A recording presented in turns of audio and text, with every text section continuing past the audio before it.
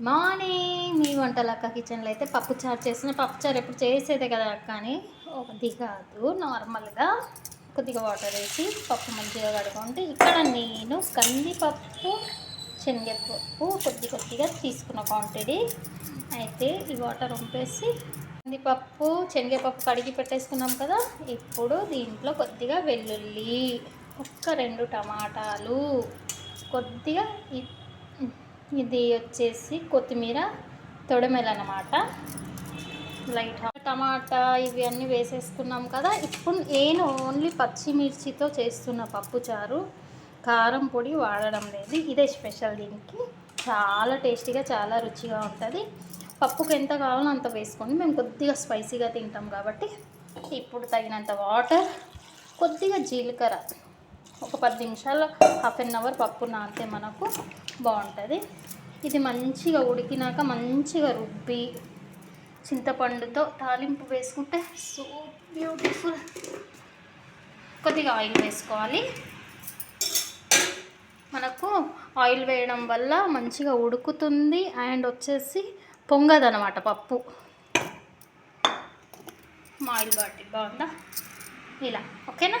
అయితే ఇక్కడ కొద్దిగా జీలకర్ర, పసుపు, తగినంత పసుపు వేసుకోండి. ఉట్టిపప్పు ఎప్పుడు ఉడకపెట్టద్దు, గుర్తుపెట్టుకోండి, ఓకేనా.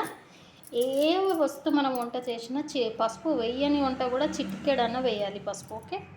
ఇలా ఇప్పుడు మంచిగా నాకు ఒక 4-5 విజిల్స్ పడుతుంది ఇది ఉడకనికి, మీ కుక్కర్ని బట్టి.